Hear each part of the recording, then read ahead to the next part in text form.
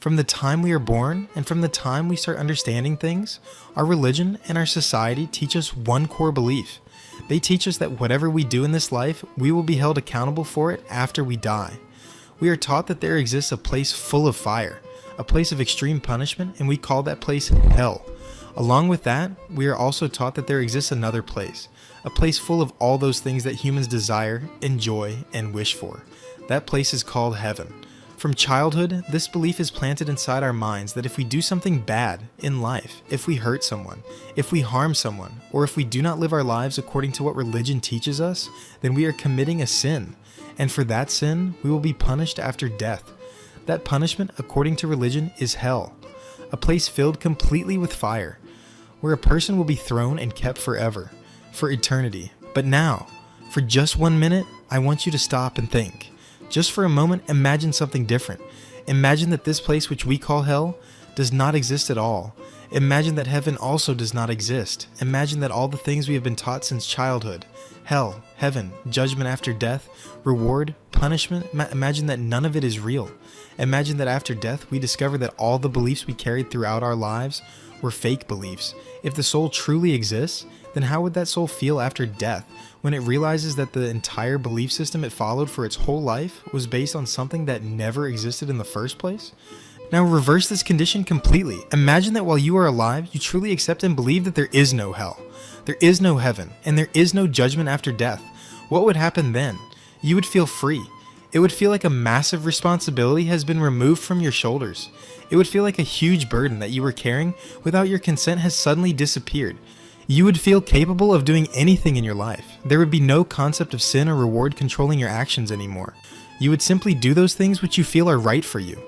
Even if religion has labeled those things as sins, you would still do them because they feel right to you. And if we look at reality honestly, most of the things that humans naturally enjoy, most of the things that bring happiness to humans, are already labeled as sins by religion. So the main point here is very simple. If you fully accept that there is no hell and no heaven, then you are free to do whatever you want, whenever you want, wherever you want. Now obviously, this way of thinking has disadvantages, and it also has advantages. We will talk about those advantages and disadvantages later.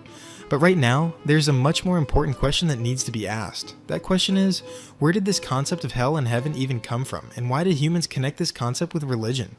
If we look at the history of this planet, we will realize that humans were not the first living beings to exist here. Before humans, there were multiple mass extinctions on Earth. Dinosaurs went extinct, many other living species went extinct as well. But there is one major difference between humans and animals. Animals never developed the ability to think the way humans did. Animals never questioned why they exist. They never questioned why they were born. They never questioned why they die or where they go after death. Animals were born. They ate food. They played. They reproduced. They grew. They enjoyed life in their own way. And at some point, they died. They never had anxiety about existence. They never suffered from existential confusion. But when evolution reached humans, something changed. Humans developed the ability to think deeply. I think human consciousness was a tragic misstep in evolution. We became too self-aware. This ability may look very small on the surface, but it gave humans the power to develop everything around them. This thinking ability allowed humans to control animals much stronger than themselves. It allowed humans to dominate nature. But at the same time, this ability became a curse. Humans started asking questions like, who created us? Why were we created? What is our purpose in this world? Why do we die? And where do we go after death? This question of existence became a serious problem for humans, because once a human starts questioning existence, there is no clear end to those questions. If a person accepts that all their beliefs might be wrong, that person falls into a very deep level of thinking, where they start questioning everything inside their own mind. Humans are not comfortable with uncertainty, and that is why this question of existence became dangerous for the human mind. To escape this uncertainty, humans started creating stories. Stories that could explain existence. Stories that could give meaning to life. Stories that could reduce fear and confusion. But stories alone were not enough, because anyone could question a story. So humans connected these stories to a divine power. They said that these stories were revealed to them by a god, by a divine being that cannot be seen or heard. At that time, there was no global communication.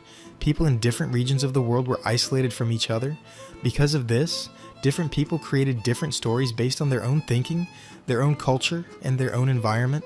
That is why every religion has different central figures, different prophets, and different gods. In Christianity, there is Jesus. In Islam, there is Muhammad. In Hinduism, there are Ram and many other gods. This clearly shows that religions were not universal truths, but local stories created according to local thinking.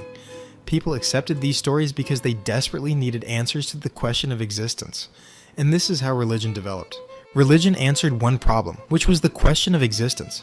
But humans still faced another problem. Society needed control.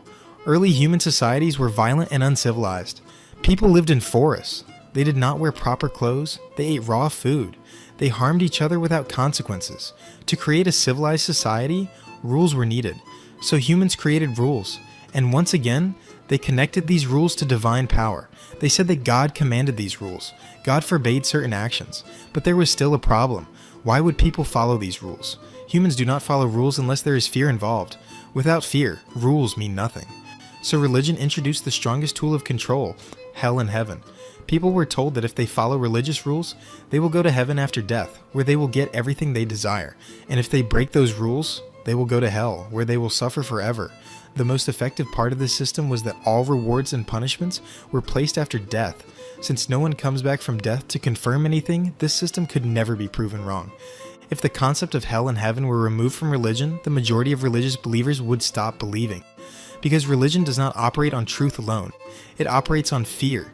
People pray not because of love, but because of fear. Fear of punishment, fear of suffering, fear of hell. People think this is faith, but in reality, it is fear. When something good happens in life, people say God did it. When something bad happens, people say God did it. This way, humans never take full responsibility for their own lives. A Muslim prays 5 times a day, believing it is faith, but deep inside, it is driven by fear. A Christian goes to church regularly, believing it is devotion, but it is still driven by fear. A Hindu performs daily rituals, believing it is spiritual, but fear is still present at the core. The most interesting part is that this fear provides comfort.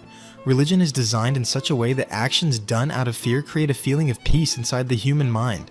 When people pray, they feel calm, they feel relieved, they feel close to a creator. But feeling calm does not mean that something is true. Comfort does not mean reality. Now look at poor and middle-class people. Across the world, the most religious people belong to poor societies. One major reason for this is education. In poor societies, religion is deeply involved in education from childhood. Religious studies are a major part of school syllabi. Children are taught who their God is, what their religious rules are, and how they should pray. But if you compare this with rich societies, religion plays a very small role in education, or sometimes no role at all. Because of this, people in rich societies do not grow up with an intense fear of hell and heaven like poor people do. The second major reason is financial weakness. When a person is poor, life becomes much harder. If there is a medical emergency in the family, that person does not have enough money to cover hospital bills. If that person wants to travel somewhere, they do not have money to fulfill that desire. If that person wants to improve their lifestyle, they do not have the financial resources to do so. Because of this, stress and tension continuously build up in their life.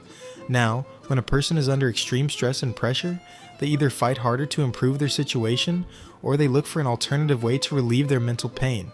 Most people choose the second option. They turn towards religion, they start praying, they cry in front of God. Days turn into weeks, weeks turn into months, and they keep praying. These prayers do not solve their financial problems. Their desires are still not fulfilled. Their situation does not improve, but their mind feels relief. That relief becomes so powerful that it feels bigger than their problems. The depression feels smaller in comparison to the mental relief they get from prayer. Because of this, the person starts believing that prayer worked. They start believing that God helped them. This is a failure of human psychology. The human mind looks for relief in stressful situations, and when it finds relief, it attaches divine meaning to the source of that relief. Nature created an aspect of nature separate from itself. We are creatures that should not exist by natural law. Eventually, we realize that if religion itself is fake, then everything that comes from religion is also fake. Hell and heaven were not created to save humans. They were created to control humans. In today's world, we do not need religion to control crime or bad behavior. We have modern governments.